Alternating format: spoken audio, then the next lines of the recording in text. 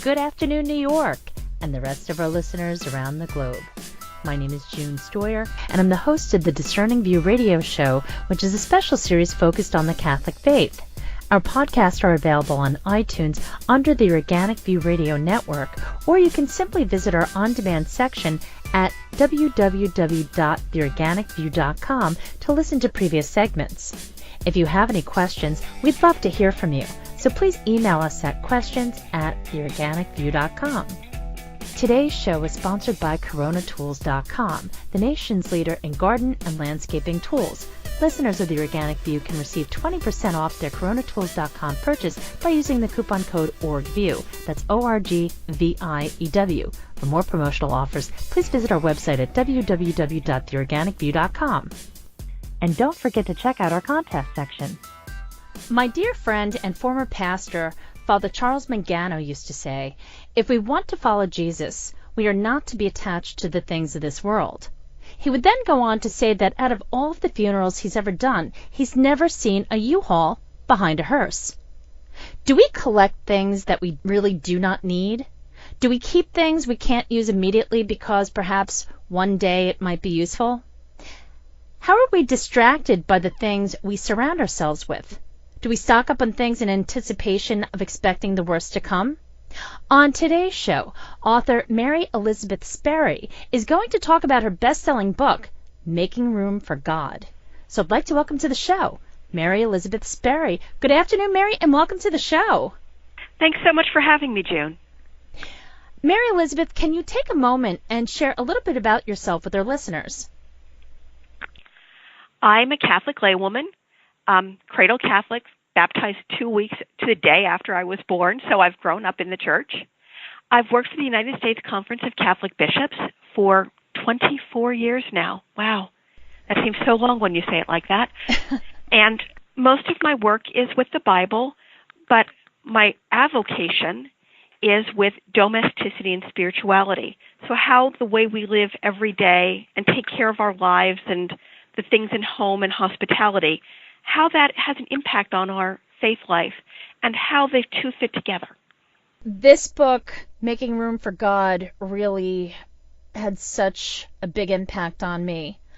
I first saw your interview on EWTN, and I normally don't have the luxury of being able to watch a full interview. Usually it's little bits and pieces, but I actually dropped everything to listen to what you had to say, and especially since it's Lent, what I got out of this book was this is a message for me about trusting in God, about trusting in divine providence, and that was just so incredibly profound.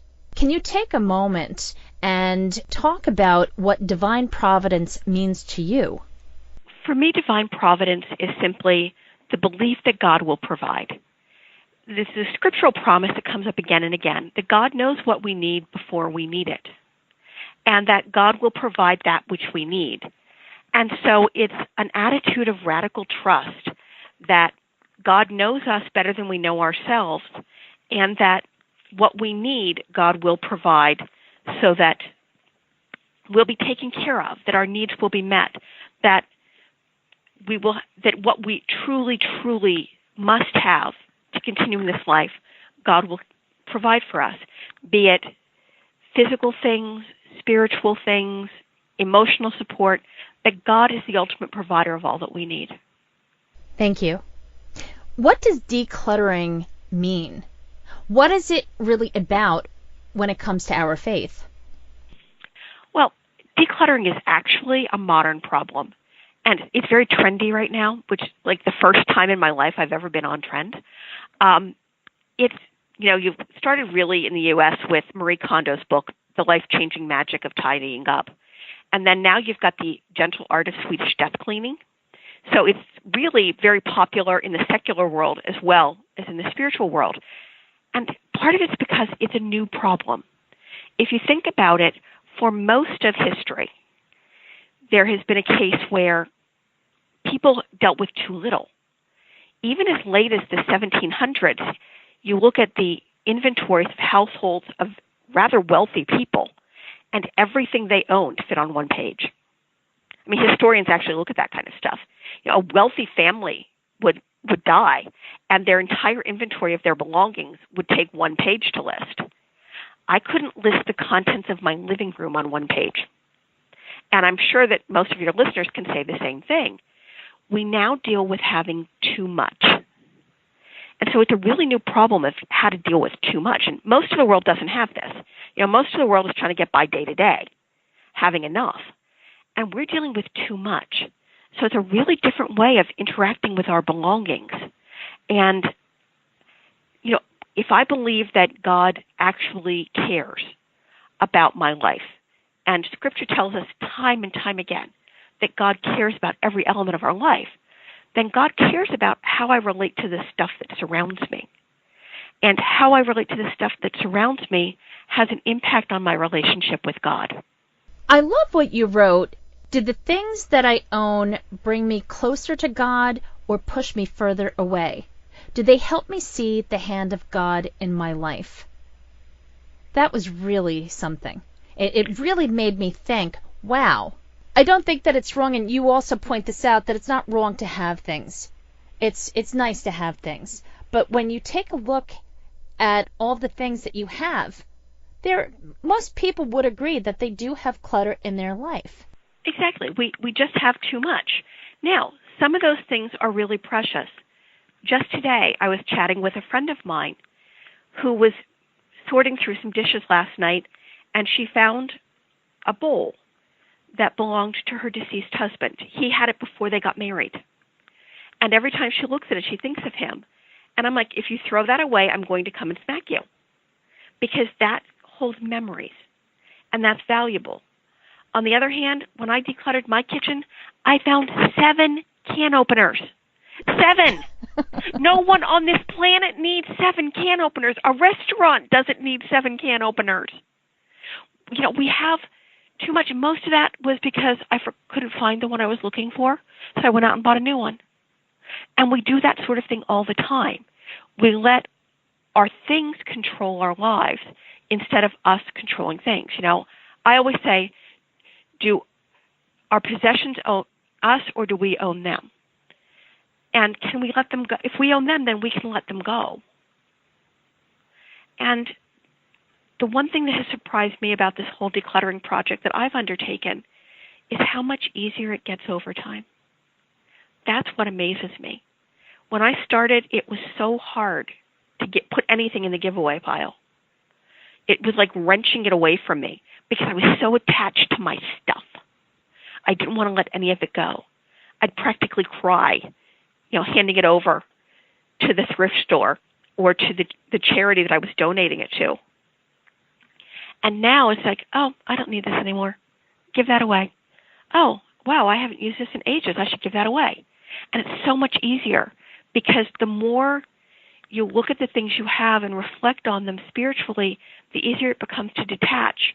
And I can say, oh, someone else is just going to love reading this book. I should give it away now. Or, yeah, that shirt was cute, but I don't really like the way I look at it. And someone else is going to wear this to a job interview and feel awesome. I should pass it on to that person. It just gets so much easier to start to think about things as not belonging to you, but as that you've had them temporarily and you can let them go. That's such a fantastic way of looking at things. I love what you just said about the shirt, because I know there are so many things that I've given away. I actually donate to the Veterans Administration as often as I can. And sometimes it's just that I might buy something that I really didn't need, or I go through a closet or what have you, or some things that I might have needed and no longer have a use for. And now you've given me a totally different perspective that maybe the thing that I'm giving away might be the difference in someone's life. I mean, that's really such an act of mercy right there. Yeah, I mean, I had one really gorgeous suit. I loved that suit, and it didn't fit anymore. Finally, I had to admit, you are never going to fit into this suit again. I mean, I would have had to lose bone mass to fit into that suit again because, well, I bought it when it wouldn't fit on my skeleton anymore. I bought it when I was younger. I wasn't as large. This happens. But I loved it so much because it was so pretty.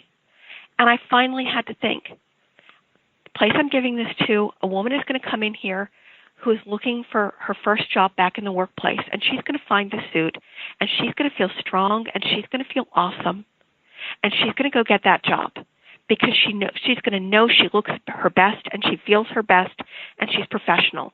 And my letting it go makes that happen for her. So she'll have all those great memories too. And that's really what allowed me to let go of it. You go on to write about clutter and sin and clutter and prayers, how the clutter can often become a distraction in our lives. And that also was something that really jumped out at me, especially when I'm trying to say either my morning devotions or my nightly prayers or just even saying the rosary, and I'm trying so hard to stay focused and to focus on the mystery that I'm praying and not be distracted by something that I either need to do, need to get rid of, or what have you.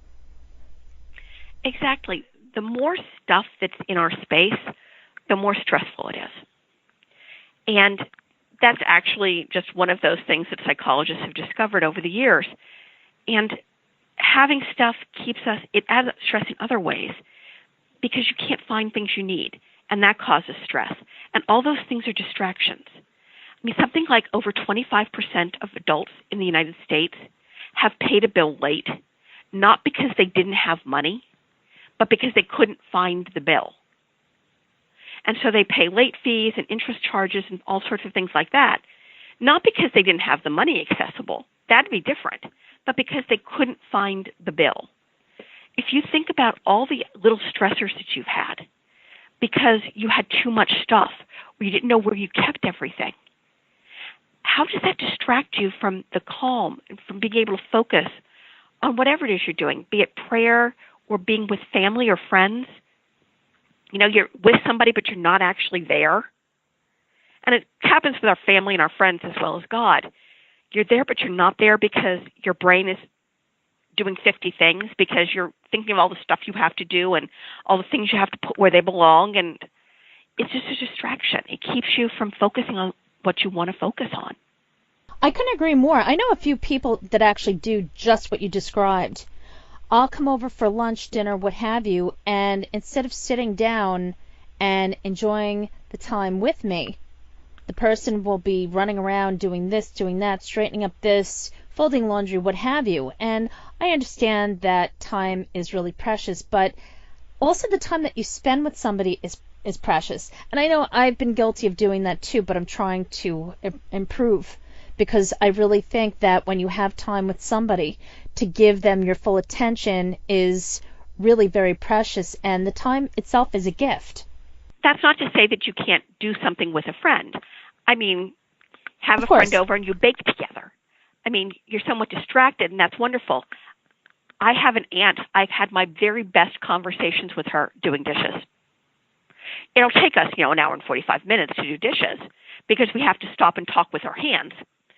But, you can't talk with your hands while your hands are in the dishwater. So you have to stop and talk with your hands, then put your hands back in the dishwasher. The other one puts the dishes down and talks with their hands. It takes us an hour and 45 minutes to do the dishes, but we've had an awesome conversation. What I'm talking about is being more of the Martha instead of being the Mary. And I've done that a number of times, to the point where my friends, family will say, hey, we came to see you, not to see you run around, do this and do that. Come and sit. And I think that's really important. But if you do have the opportunity to do something that needs to be done with the person that's visiting you, then that's great too. But I'm just saying to actually stop and take the time to just be still and enjoy that gift of time. And one of the big distractions from our time in clutter is all the stuff that happens in our phones. Oh, yeah. Think about that. I mean, you'll go to dinner with a friend and you're partway through a conversation and they're playing on their phone. It's like, if you and your phone would like to have dinner, please feel free. You don't need me here to have dinner with your phone. Exactly. And we'll do that with people. We'll be distracted by all sorts of things. We're not used to focusing on one thing. I mean, I'm all for multitasking. While I'm waiting for the water for the pasta to boil, I'm cleaning, I'm putting dishes away, or I'm, cleaning an area or something like that. But when you're with people, you need to be with people. Yeah, and they notice it. They feel that, okay, well, this person isn't giving me his or her attention, so, it dilutes the quality of the time together, or just the memory, and it really does take away from it. So I thought that was really important that you wrote about that. Another thing that I'd like to ask you is in regards to what you wrote about in regarding the media, especially the advertising world and how it impacts our choices. Exactly. Advertising exists for one reason: to convince you that you need to to take an action, typically purchase something. But advertising, the whole point of it is to convince you to take an action. That's why it exists: to vote for someone, to buy something, to go somewhere. That's why people study advertising, to learn how to do that more effectively. And so we're bombarded by media. I mean, you get it to your phone, you get it to your computer, it's on the television, it's on the radio. Before you go to a movie, there are commercials. They're in the magazines and newspapers. I mean, even the back of some books now, there are advertisements. Everything is trying to convince you that you need to buy, and you need to buy now, that somehow this thing will make your life better. It will meet a need you probably didn't even know you had. That's what it exists for. And you don't realize just how pervasive it is until you start really paying attention to it and noticing it. I mean, I have television channels that I can't watch live because I know I'm very susceptible to the commercials that they show. When they show commercials, I want everything that they show. So I started, recording those shows so I can fast forward through the commercials so that I won't be tempted. I've stopped just wandering through the mall as a form of entertainment. We treat shopping as entertainment. And, of course, you walk into a store, and they're going to have everything designed to make you think you have to buy it. And when I walk around stores, I want to buy things. I don't miss those things even a little bit when I don't have them. But I literally can't put myself in the situation where I see them.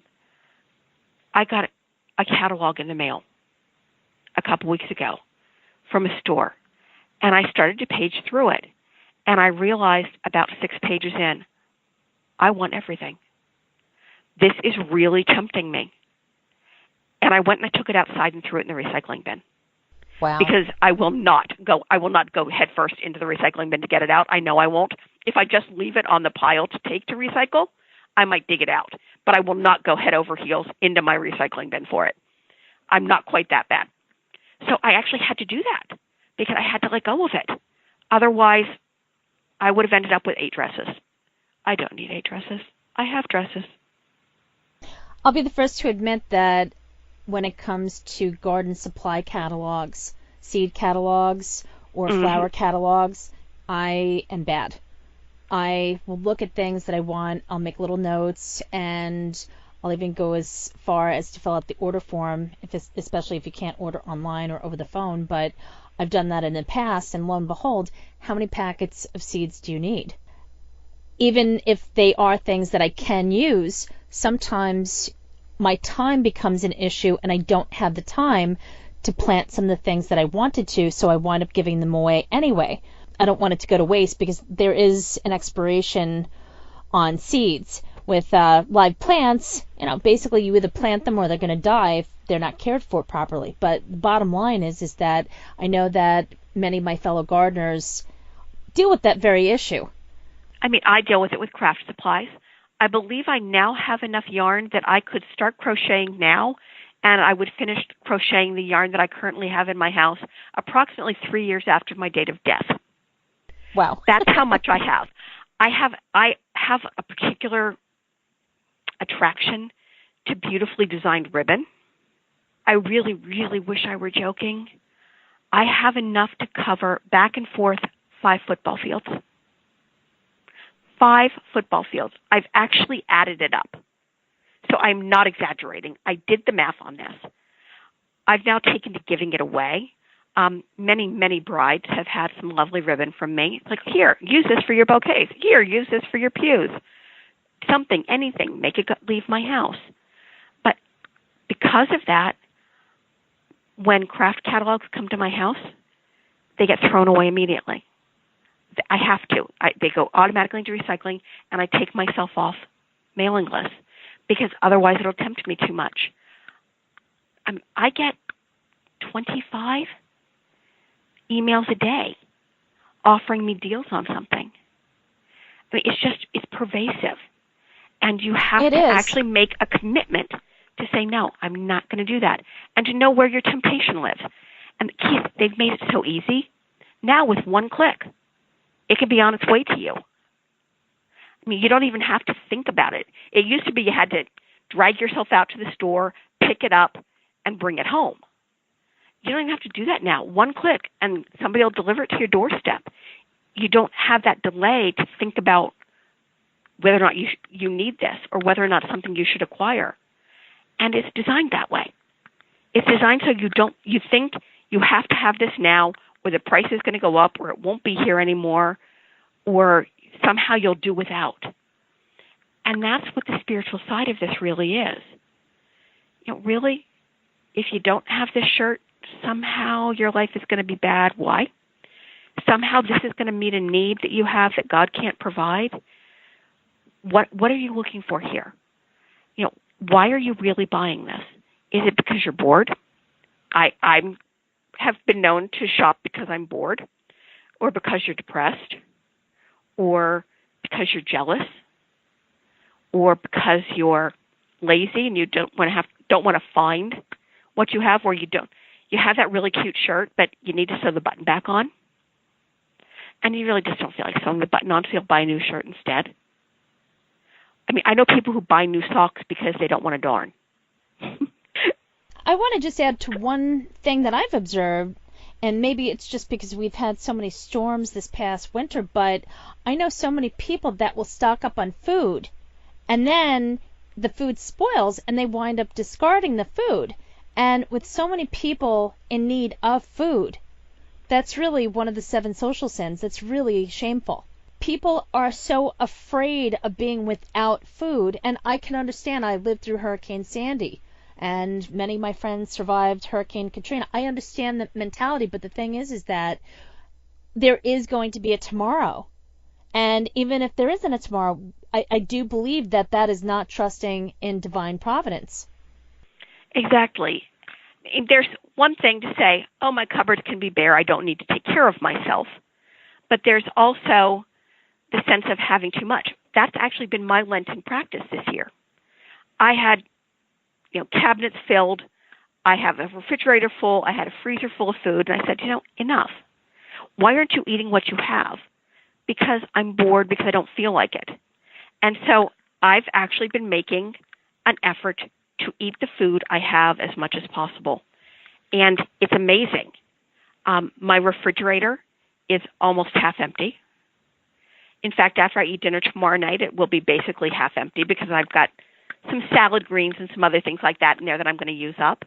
And my freezer is, it's looking kind of hollow right now. When we were afraid we were going to lose power in the windstorm a few weeks ago, the first of this series of nor'easters, I actually had to fill my freezer with bags of water that would become ice to keep it cool in case the power went out, because it was so empty that the food wouldn't keep itself cold anymore. I mean, I've just really focused this Lent on eating as much as possible what I have and being creative about what I have to eat instead of buying more food. Now, interestingly, my grocery bill has gone down enormously because I haven't been out there buying food. And so that means I have more money to give to alms. Pope Francis has a saying that always convicts me, that the food we waste is taken from the mouths of the poor. And that just really strikes me. Because I'm one person, I live alone. I like to eat fresh fruits and vegetables when I can. But sometimes I find it really challenging. When you're in the store, all the fresh fruits and vegetables look really good. And then you get them home and you're too lazy to actually prepare them properly. And so they sit in your refrigerator until they go bad, and then you throw them away. Now, I've started composting, so at least I'm not adding to the landfill.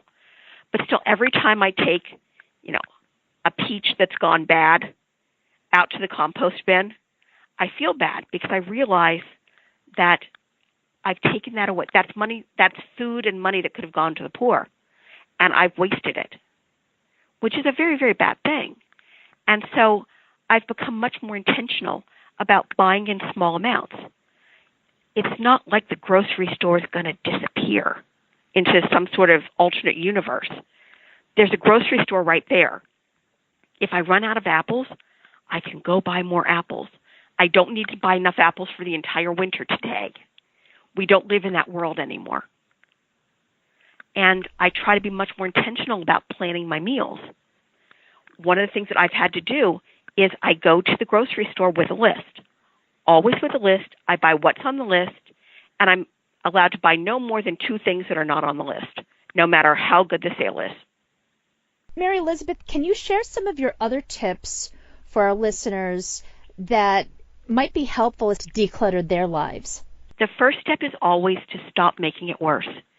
Treat the rest of Lent and maybe even a little piece of the Easter season as a time to fast from adding more things to your home. Don't buy anything you don't absolutely need. And when you begin to look at each purchase through those eyes, it's amazing how little you really need. Second, pick one thing in your house where clutter shows up and tidy that one spot. Maybe it's the table where you throw the mail. Maybe it's your kitchen table. Whatever it is for you, tidy one thing. And then when you need a place to rest, to find peace, look at that one completely tidy spot and take a deep breath and realize how calming that is. It is amazing how that will encourage you to keep tidying, because you'll realize how much peace comes from having things in order. And a third thing I always warn people is putting stuff in neat boxes and putting them away isn't decluttering. That's just organizing your clutter better. And it's amazing how when you put things into boxes and push them away, put them in the basement, put them in the attic, wherever, you forget you have them and you buy them again. So in many ways, all those nice little organizational systems just facilitate our acquisition of clutter. I've done that. So have I. That's why I wrote about it. Because what I write about in my book is actually my own experience for the most part. And I'm almost completely through with my declutter. I have 1 closet and 2 cabinets, and then I'm done. Even my attic is clean. Wow. And you did this all by yourself? There's nobody else. My dog is not terribly useful in this regard. She mostly just brings clutter. Most people feel, I'm going to need an army in order to get rid of all this stuff, and your approach is actually very practical. One step at a time, one day at a time, one pile at a time. Exactly. And that is really a very important thing to do. You gather all of one thing into one space. I mean, when I put together all of the toiletries I had toiletries in my bathroom. I had toiletries in my bedroom. I had toiletries in the closet. And you put them all in a pile and you realize, I could shampoo the world. I had so much shampoo. I have no idea why. I have one head. I have enough shampoo that if I had used it all, I would not need to buy shampoo for years. All of the unopened bottles, of course, ended up donated to a homeless shelter. But I'm still using the partial bottles. I have not bought toiletries since I started decluttering, other than toothpaste. I was completely out of toothpaste. But you just look at how much you have, and you start using it up. You make a commitment to using it up. And once you've done that for a really long time, you get much more careful about what you buy. What is another qualification, if you want to put it in those terms, that you use to determine whether or not you should keep something or either donate it, sell it, what have you? Do you use it? Is it something that you use, or is it something that holds an important memory? I will admit, I have a dress that is in the back of my closet. It no longer fits, but it holds a really important memory for me, and I won't let go of it because it holds that important memory. I'm never going to let go of it. I will be buried in this dress because then the fact that it doesn't fit really doesn't matter, because if it doesn't button, who's going to know? So I hold on to it for that reason, but I've let lots of other things go. I'm not sure if I'm ready to let something go or if I can let something go, I put it on probation. And I do this with books. I do it with clothes. I do it with household items. I put it on a shelf or in a specific designated spot in my closet or a drawer, on a shelf, in a cabinet. I have it as the probation shelf. And I have 6 months to use it, to wear it, to use it, to read it, whatever it is. If after I've used it or read it, I think it's valuable and I want to keep it, it goes to a permanent spot. In about 85% of the cases, it goes in the donation bag. If I haven't worn an outfit in years, it's probably for a reason, but I've forgotten it. And when I actually wear it for its probationary period, I remember why. Oh, every time I wear this shirt, it itches. That's why I don't wear it very often. Well, if it itches, give it away. Oh, why do I have this book? I read the first 100 pages, and I'm like, I hate this book. I don't want to keep this book. I don't know why I bought this book. Time to give it away. Somebody else will like it. And I found that probation thing, it gives me an end date on which I have to use it. And if I haven't found a reason to use it in 6 months, I'm not going to. It's easier to give away because I have to make it easier for myself. I've got a bag of books ready to go now. Yeah, I think that's really the key, to just put yourself in check and give yourself some very strong boundaries, but stick to them. And I think that is the key right there. Mary Elizabeth, I want to thank you so much for being on the show today. Could you take another moment and just share your website with our listeners, as well as the titles of your other books? You've written 5 books, and we didn't even get a chance to talk about them. So maybe you'll make some time in the future to come back. Anytime. Well, my website is www.maryelizabethsperry.com. And that website includes some video of some presentations and interviews I've done. But I also have a blog that updates 3 times a week on domestic and spiritual things. And I have a free monthly newsletter that people can sign up for. It comes out the first of every month. So if folks sign up between now and Saturday the 31st, they'll get the April 1st issue. Also, all of my books are on there with links to where you can buy them. Most of my books have been about the Bible. The first one is called Bible Top 10s, 40 fun and inspiring lists, 40 fun lists to inspire and inform, I think is its name. And it's just a series of lists from the Bible, top 10 lists, top 10 moms, top 10 dads, top 10 parables, top 10 miracles. Sounds like a great book for catechists. It is fun. It's a really fun way into the Bible. That's its point. Then I have a book called 10, How the Commandments Can Change Your Life. If you like Making Room for God, you'll love 10 because it's a very similar thing. It's how to develop healthy, holy habits. And I think that that's very helpful to people. How you can make this 3,000-year-old legal code make sense in 21st century USA.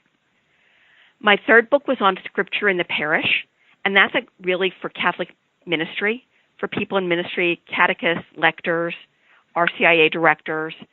It's an introduction to how the church understands Scripture. My fourth book was called Real Life Faith, Bible Companions for Catholic Teens, which is exactly what it sounds like, and it's a really fun confirmation gift. And my fifth book is Making Room for God, Decluttering and the Spiritual Life. And that's what we've been talking about today.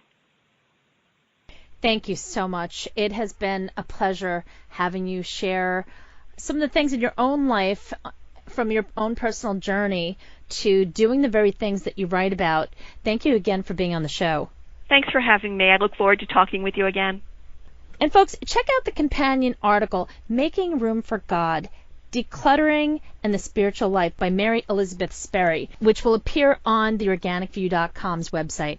Thank you for tuning in. This has been June Stoyer with the Discerning View Radio Show. Have a great afternoon.